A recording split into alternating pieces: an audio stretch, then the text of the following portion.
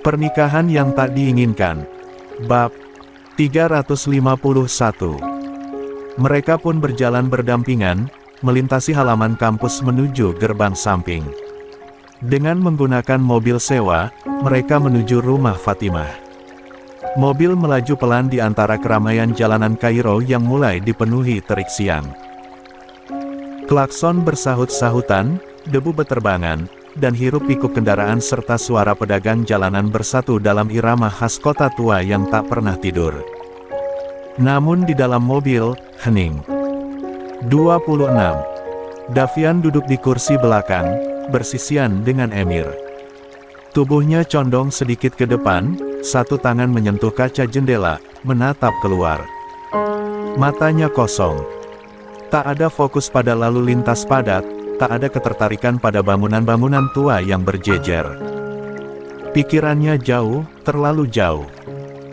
Sinar matahari menembus jendela, menyinari sebagian wajahnya yang tampak lelah. Ada bayang-bayang letih, luka, dan kehampaan yang sulit dijelaskan dengan kata-kata. Sesekali Emir meliriknya, tetapi tak berkata apa-apa. Dia tahu, tak semua kesedihan perlu diisi oleh suara. Beberapa jenis kehilangan memang lebih layak ditemani oleh diam. Sampai akhirnya, suara Davian terdengar datar, sekaligus lirih. "Yusuf, sekarang di mana?" Pertanyaan itu tak disangka. Emir menarik napas pelan, lalu menjawab hati-hati.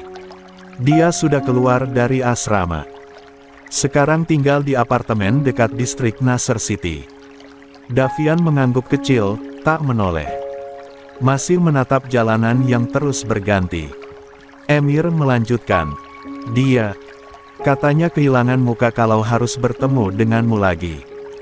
Dia merasa bersalah karena tahu banyak soal pelaku, tapi gak pernah buka suara. Dia mengaku takut, tapi tetap. Dia sadar dia salah, dan minta maaf. Berkali-kali. Tak ada respons dari Davian. Hanya kerutan di dahinya yang sedikit bertambah.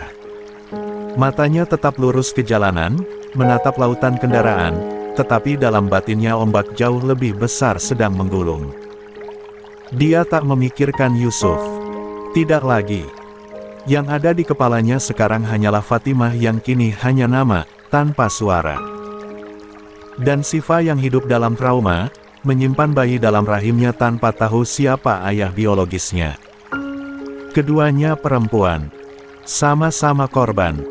Sama-sama menanggung beban yang tak semestinya mereka pikul. Dan dia, berada di tengah-tengah mereka. Mobil terus melaju, meninggalkan bayangan gedung-gedung kampus yang menjauh di belakang, menuju rumah sederhana di sudut kota tempat Fatimah akan dimandikan dan disalatkan untuk terakhir kalinya. Langit Kairo mulai memucat. Sinar mentari yang menyengat sejak siang kini perlahan merunduk, tetapi panas yang tertinggal di dada Davian justru semakin membakar. Mobil yang mereka tumpangi akhirnya berhenti di sebuah rumah tua di sudut kota, tampak sederhana, tetapi riuh oleh isak tangis dan ratapan yang memecah sunyi. Rumah duka. Begitu Davian dan Emir melangkah turun, suara tangisan dari dalam rumah terdengar semakin jelas, membuat langkah Davian terasa berat. Dia tak siap harus melihat jasad Fatimah. Mata semua orang langsung tertuju pada mereka. Tatapan-tatapan asing, penuh tanya, sebagian berkabut duka, namun tak sedikit yang menyiratkan kemarahan. Emir langsung maju selangkah, mencoba mencairkan suasana. "Assalamualaikum. Saya Emir, teman satu kampus Fatimah. Ini Davian. Juga teman satu jurusan. Kami datang untuk mengantarkan doa." Namun belum sempat suasana mereda, seorang wanita muda sekitar usia 30-an berdiri dari sudut ruang tengah. Matanya merah, dan sangat tajam. Jarinya menunjuk lurus ke arah Davian. "Kamu, kan?" ujarnya lantang. "Kamu yang waktu itu berdemo sama Fatimah, kan? Yang orasi di depan rektorat, masuk berita, masuk media sosial, semua orang tahu wajahmu." Davian tak menjawab. Matanya menatap wanita itu, tetapi bibirnya terkunci. Napasnya memburu pelan. Aku gak mungkin salah. Aku hafal betul wajahmu. Wanita itu melanjutkan, kini suaranya bergetar. Kamu yang menyeret Fatimah ke semua kekacauan ini. Maaf, kami tidak. Emir mencoba menjelaskan, namun suaranya tenggelam oleh teriakan lain. Seorang pria parubaya, berdiri dengan mata merah dan rahang mengeras. Keluar dari rumah ini, bentaknya. Karena kamu, Fatimah berakhir seperti ini. Karena kamu, dia kehilangan semuanya. 27. Davian masih membisu. Kepalanya tertunduk, tetapi bukan karena merasa bersalah melainkan karena kebingungan yang menggumpal di dada. Kalau saja dia gak ikut demo hari itu, kalau saja dia gak bicara di depan rektor, di depan wartawan, dia gak akan dapat tekanan sebesar itu. Beasiswanya dicabut. Seru wanita tadi. Kamu tahu itu. Dia diancam akan dikeluarkan dari program. Dia, bahkan mulai jatuh sakit lagi. Sakit. Kata itu menusuk pikiran Davian. Fatimah. Sakit. Sejak kapan? Mereka memang belum lama saling mengenal, beberapa minggu sejak sama-sama menyuarakan keadilan untuk korban pelecehan. Namun selama itu, Fatimah tak pernah menunjukkan tanda-tanda lemah. Dia selalu menjadi yang paling kuat, yang paling lantang, yang paling berdiri di depan. Dia bahkan gak pernah orasi sebelumnya.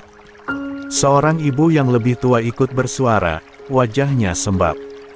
Fatimah anak tenang, lembut, gak pernah menyakiti siapapun. Tapi tiba-tiba dia pegang toa, teriak di depan kampus, karena siapa? Karena kamu. Katanya menatap tajam Davian. Seseorang dari keluarga melangkah cepat ke arah Davian, tangan terkepal, hendak memukul. Namun Emir segera berdiri di depan sahabatnya, menahan. Cukup. Ini bukan tempatnya. Serunya sambil menahan bahu pria itu. Davian masih diam. Tubuhnya kaku. Namun di dalam dadanya, jiwanya seperti runtuh perlahan. Beasiswa. Penyakit. Tekanan dari kampus. Kenapa Fatimah tidak pernah bilang? Kenapa tak ada yang tahu? Dan lebih dari itu, kenapa harus sekarang? Kenapa saat semuanya sudah terlambat? Saya tidak tahu Fatimah sedang sakit. Saya benar-benar tidak tahu. Davian berkata lirih setelah semua terdiam. Namun tak ada yang mendengar. Atau mungkin tak ada yang mau mendengar. Yang tertinggal hanyalah ratap pilu. Dan tubuh Fatimah yang terbujur kaku di dalam ruangan, menunggu untuk dimandikan. Sunyi dan dingin. Seolah diamnya menjadi jawaban terakhir atas semua pertanyaan yang tak lagi punya waktu untuk dijawab. Suasana di luar rumah duka mulai sesak. Para pelayat berdatangan. Sebagian mengenakan gamis panjang, sebagian lagi bersorban, berdiri dalam kelompok-kelompok kecil sambil menunduk dengan wajah muram. Tangisan masih terdengar dari dalam rumah, namun kini mulai meredup menjadi isakan pelan. Davian memilih keluar. Dia tak ingin menambah luka bagi keluarga yang masih menyimpan amarah padanya. Ia berdiri di sudut teras rumah yang terbuat dari semen kasar, bersandar pelan di dinding, memandangi jejeran sandal dan sepatu para pelayat yang tertata tak beraturan. Langit Kairo mulai memerah. Sore datang perlahan, membawa angin hangat gurun yang berembus pelan. Namun bagi Davian, udara seolah beku. Dia membuka ponsel, membuka aplikasi mushaf digital. Lalu jemarinya berhenti di surat-surat Al-Insyirah. Suara hatinya mulai melafal, pelan, tertahan di kerongkongan. Alam nasyirah laka sadrak. Dadanya sesak. Kalimat itu terasa menyayat hari ini. Wa wadana, angka wisrak. Suaranya bergetar sedikit, tetapi dia tetap melanjutkan. Davian hanya ingin Fatimah mendengarnya. Dari jauh, dari tempat yang lebih tenang. 28. Ketika jenazah Fatimah dibawa keluar, semua pelayat serentak berdiri. Sebagian membaca sholawat lirih, sebagian hanya mengusap wajah. Davian tetap berdiri di pojok, bersama Emir. Dia tidak peduli pada pandangan sinis sebagian keluarga. Baginya, mengantar Fatimah ke liang lahat adalah penghormatan terakhir yang tak bisa ditawar. Jenazah Fatimah dibawa dengan tandus sederhana, dibungkus kain kafan putih bersih. Tak ada peti, hanya kafan dan wangi bunga kering yang menyertainya. Saat jenazah dibuka sejenak untuk proses terakhir, Davian dan Emir sempat melihat paras Fatimah untuk pertama kali tanpa cadar. Mereka sempat terpaku. Wajah yang selama ini tersembunyi di balik nikab, kini terbentang dalam ketenangan abadi. Sangat cantik. Mata tertutup rapat, seulas senyum kecil seperti masih tertinggal di bibirnya. Davian menahan napas. Tangannya menggenggam erat kain sorbannya sendiri. Tak ada air mata, hanya keheningan yang memaku dirinya, menyaksikan Fatimah diletakkan dalam liang lahat oleh beberapa pria dari keluarga. Tanpa suara keras, tanpa keramaian. Hanya zikir lirih dan tanah yang mulai ditimbun perlahan. Suara cangkul seperti dentuman gendang kematian yang mengiringi kepergian seorang mujahidah. Senja mulai mengukir langit Kairo dengan warna jingga yang membias di antara bangunan tua dan bayang pohon kurma yang bergerak pelan. Pemakaman sudah lama usai. Para pelayat satu persatu meninggalkan tanah merah yang masih lembab. Kini hanya 2 orang yang masih bersimpuh di hadapan sebuah pusara baru.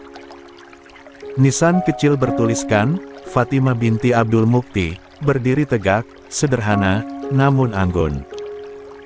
Tulisan Arab itu mencerminkan doa dan harapan, mengingatkan bahwa hidup ini tak lebih dari perjalanan pulang.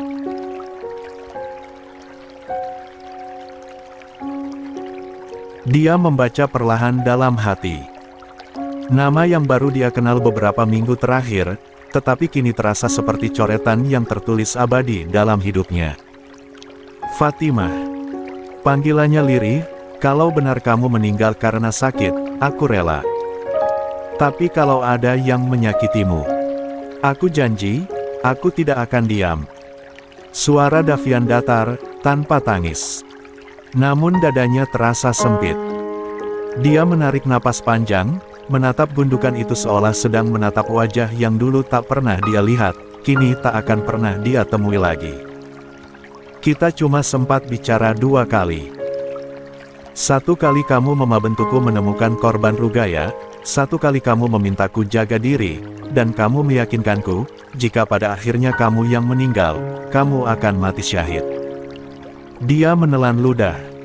Dan mirisnya, kamu benar-benar meninggal. Padahal kamu cuma perempuan bertubuh kecil yang suaranya menggema sampai ke langit kampus. Lanjutnya dengan lirih. Kamu gak pernah minta dihormati. Tapi lihat, Fatimah. Sekarang semua orang memanggilmu, Syahidah. Emir menoleh pelan. Namun tak menyela. Dia tahu ini bukan waktunya bicara. Orang bilang kamu lemah. Tapi kamu pergi dalam posisi paling kuat, mempertaruhkan nyawa untuk suara perempuan yang dibungkam. Kamu tahu betapa berharganya itu, kan, Fatimah? Sunyi. Maaf karena aku datang terlambat. Maaf karena aku bukan pelindung yang cukup baik. Tapi aku janji, kamu gak akan dilupakan. Aku akan teruskan langkahmu, Fatimah.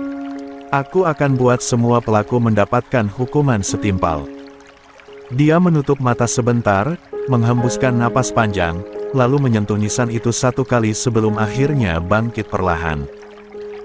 Mereka berdua berbalik, meninggalkan pusara dengan langkah berat. Beberapa saat kemudian, mereka tiba kembali di rumah duka. Langit mulai menggelap. Para pelayat sudah hampir seluruhnya pergi. Tinggal beberapa kerabat dan anggota keluarga yang duduk di ruang depan, menyelesaikan sisa suguhan teh dan kurma. 29. Davian masuk dengan tenang. Kali ini, bukan untuk minta dimengerti. Namun, untuk berbicara dari hati ke hati. Dia menatap ke arah seorang pria tua, Paman Fatimah, yang tampak lebih tenang daripada sebelumnya. Juga seorang wanita yang duduk bersedekap Nenek Fatimah yang sebelumnya juga sangat tenang. Davian menunduk sopan. Saya ingin meminta waktu sebentar saja. Tidak untuk membela diri, tapi untuk menjelaskan, agar tidak ada lagi fitnah yang hidup saat Fatimah telah tiada. Pria itu menatapnya lekat dan cukup lama.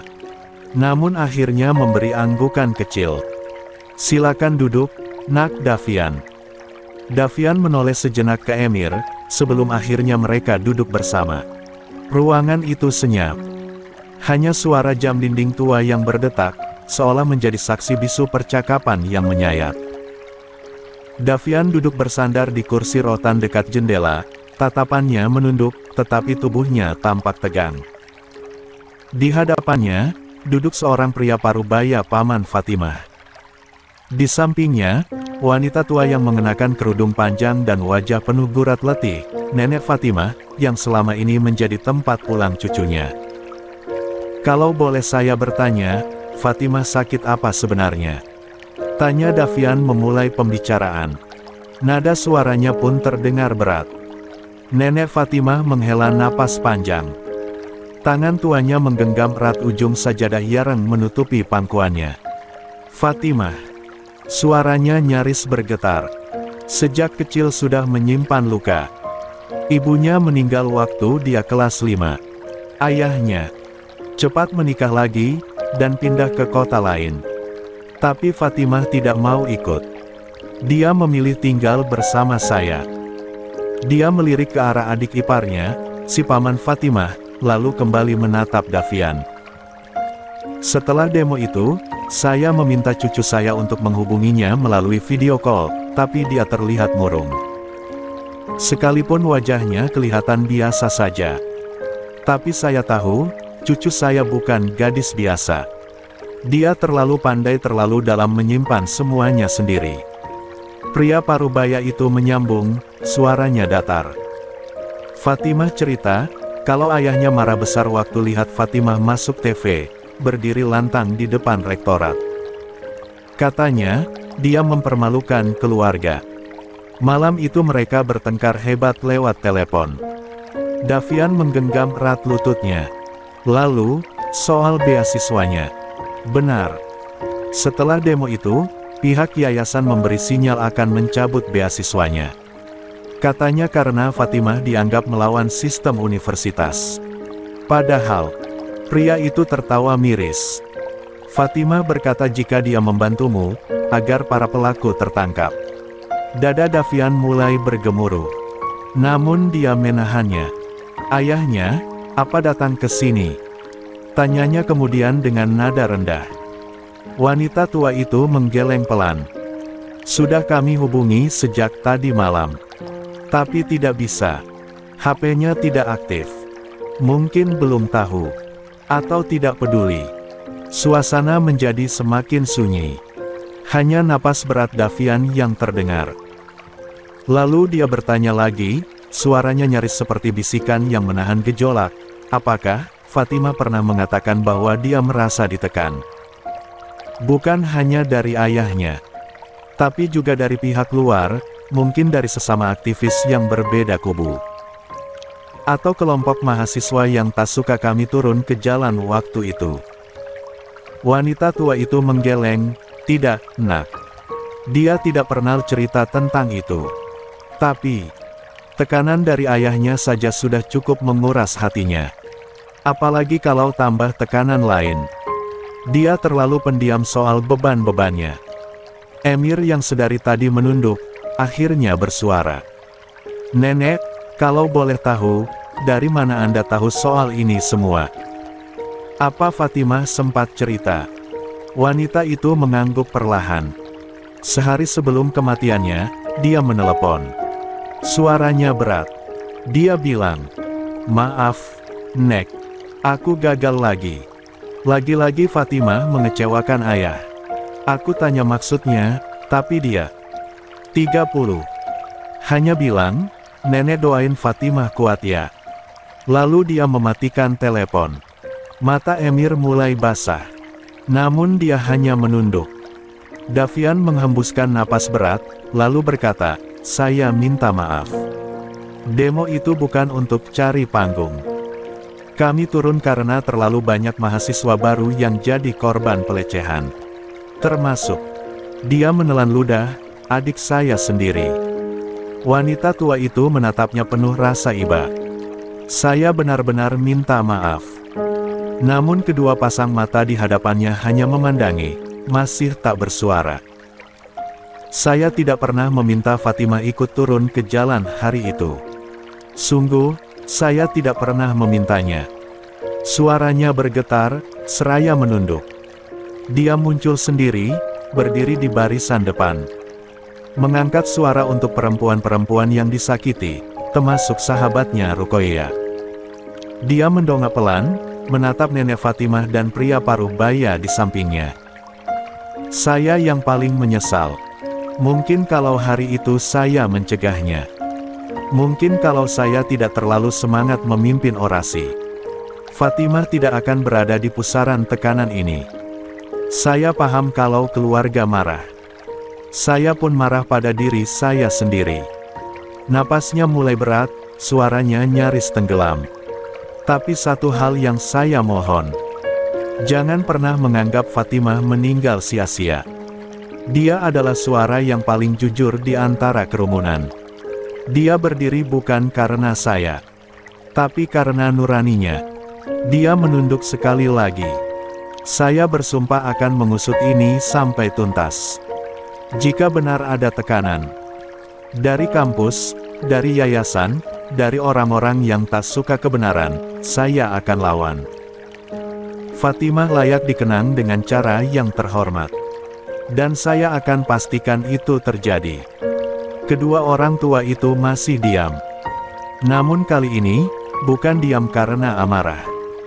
Sang nenek mengedipkan mata perlahan, sebelum akhirnya berkata pelan, "Kalau kau sungguh mencintai kebenaran seperti Fatimah, maka teruskanlah jalannya," katanya dengan serak. "Tapi mohon bantu juga, agar cucuku mendapat keadilan jika benar, kematiannya adalah sebuah kesalahan." Davian mengatup mulutnya erat, lalu mengangguk. "Insya Allah, Nek. Saya akan usahakan yang terbaik." Begitu mobil berhenti di depan unit gawat darurat Rumah Sakit El Salam, Din langsung keluar dan membuka pintu belakang. Tanpa menyentuh tubuh Siva sama sekali, dia berseru pada petugas medis yang sudah berdiri siaga di pintu masuk. "Darurat. Tolong bantu. Pasien pingsan, perempuan." Beberapa petugas segera menghampiri, mengangkat tubuh Siva ke atas ranjang dorong dengan sigap. Din berjalan di samping mereka, menjaga jarak, memastikan tanpa sekalipun menyentuh Siva. Pandangannya tegang, napasnya berat. Bahkan saat selimut ditarik menutup tubuh gadis itu, Din memilih menunduk, menjaga pandangan dan marwahnya sebagai lelaki beristri. Dia hanya bisa menatap dari kejauhan, dengan perasaan khawatir. "Tuhan, lindungi dia. Lindungi perempuan yang sedang kehilangan seluruh pegangan hidupnya." Tak lama setelah Siva masuk ke ruang observasi dan diperiksa oleh tim medis, Din duduk di ruang tunggu, tak henti-henti mengirim kabar pada Davian yang belum juga memberi balasan. Dia pun mencoba menenangkan pikirannya yang kalut. Namun ketenangan itu hanya bertahan sebentar. Tiba-tiba terdengar suara teriakan dari dalam ruangan. Suara perempuan, nyaring, parau, dan mengandung kepanikan luar biasa. "Tidaak. Aku tidak mau. Keluarkan. Keluarkan anak ini." 31. Din langsung berdiri. Napasnya memburu. Teriakan itu semakin kencang. "Aku gak mau anak ini. Ini bukan anakku. Jangan biarkan dia hidup di dalam aku." "Dek." Langkah Din tertahan di ambang pintu saat melihat Siva yang sudah duduk histeris di ranjang rumah sakit. Tangan kurusnya menghantam-hantam perut sendiri. "Aku kotor. Aku jijik. Kenapa harus ada dia di dalam aku?" Siva menjerit lagi, wajahnya basah oleh air mata, rambutnya keluar dari jilbab yang tergeser, membuat salah satu perawat berusaha membetulkannya dengan lembut. Beberapa perawat dan seorang dokter perempuan mencoba menenangkan, tetapi Siva terus mengamuk, mengoyak selimut dan terus meronta. Din mematung. Tubuhnya tegang, namun tetap menahan diri untuk tidak masuk lebih jauh ke dalam ruang pasien. Dia hanya bisa menggenggam ujung dinding, menatap dari balik kaca bening yang memisahkan ruang tunggu dan ruang rawat itu. "Ya Allah," gumamnya lirih. "Tenangkan dia," seru dokter perempuan dalam bahasa Arab, lalu dengan suara lembut dia menambahkan, "Mohon dengarkan kami, kamu aman sekarang. Tidak ada yang akan menyakitimu lagi." Namun Siva menutup telinga. "Kalian semua bohong. Semua laki-laki sama. Semua sama." Tangan-tangan perawat mencoba menenangkan, memberikan suntikan penenang ringan yang dibutuhkan agar tidak membahayakan kondisi fisiknya. Din mundur satu langkah. Tubuhnya bergetar. Tak pernah dalam hidupnya dia menyangka, Siva ada dalam kondisi ini. Wanita yang duku masih SMA saat dia menikahi kakaknya. Gadis polos yang bahkan menurut Safa kala itu, jika Siva tak memiliki kekasih. Jelas sekali luka ini, akan menjadi trauma seumur hidupnya. Dia menyandarkan kepala ke dinding putih, berbisik lirih ke arah langit-langit. "Apa yang harus aku lakukan, ya Rab, untuk menyembuhkan luka sebesar ini?" Din tak bisa membayangkan, jika Davian benar-benar menikahi Siva dalam kondisi seperti ini, penuh ketakutan. Sementara hatinya masih penuh dengan nama Alea. Sekalipun Davian telah mengatakan jika dirinya akan melupakan Alea, tetapi sorot Matanta tetap tak bisa bohong. Ada luka di sana. Din masih berdiri di lorong rumah sakit, tepat di luar ruang rawat Siva. Matanya belum beranjak dari kaca bening yang memperlihatkan sosok Siva yang kini tertidur dalam balutan kelelahan dan sisa tangis. Namun pikirannya tak utuh berada di sana. Dia masih larut dalam lamunan panjang tentang Davian, tentang Siva, Alea, dan tentang luka-luka yang kini menyatu dalam garis nasib yang tak diminta siapapun. Tiba-tiba, dering pelan memecah lamunannya. Din merogoh saku celananya, melihat layar ponsel, dan sedikit terkejut saat nama Alea terpampang di sana. Sudah cukup lama sejak terakhir kali mereka berkomunikasi. Terakhir, ketika Din mengirim Alea di Singapura. Dengan sedikit berat hati, dia menekan tombol hijau. "Assalamualaikum." A1. Suara helaan napas berat terdengar dari seberang. "Waalaikumsalam, Din. Maaf mengganggu." "Tidak." Din menjawab, suaranya datar tapi hangat. "Kau baik-baik saja?" "Aku ingin bertanya sesuatu." Suara Alea terdengar hati-hati. "Tentang Davian." Din berusaha menajamkan telinganya. "Apa dia sudah punya calon istri?" Lanjut Alea, suaranya nyaris bergetar. "Atau pacar mungkin?" Din terdiam sejenak. Matanya menatap lantai rumah sakit, lalu kembali ke ruang rawat di mana Siva masih. 32. Berbaring. "Al," katanya pelan, penuh pertimbangan. "Itu bukan ranahku. Kalau kamu ingin tahu, tanyakan langsung ke Davian." "Aku sudah tanya, Din." Suara Alea kini lebih jujur, lebih goyah. Tapi dia tidak menjawab. Dia hanya bilang, "Dia sibuk." Din mengecap bibir, dan menarik napas dalam. "Aku hanya ingin tahu." Lanjut Alea, "Karena kalau memang dia sudah punya pilihan, aku akan belajar untuk melepaskan. Supaya aku tidak terus berharap pada sesuatu yang tidak bisa kumiliki." Hening panjang menggantung di antara mereka. Din memejamkan mata sesaat. Berat. Sangat berat. Namun sebagai laki-laki dewasa yang tahu betul betapa luka karena harapan palsu bisa lebih kejam dari kehilangan itu sendiri, dia memilih jalan yang paling manusiawi. "Sepertinya." "Iya, Al," katanya perlahan, Suaranya nyaris tenggelam dalam napasnya sendiri. Dan mungkin akan menikah dalam waktu dekat. Di seberang, hanya ada sunyi. Alea tak menjawab. Namun Din tahu, hening itu bukan hampa.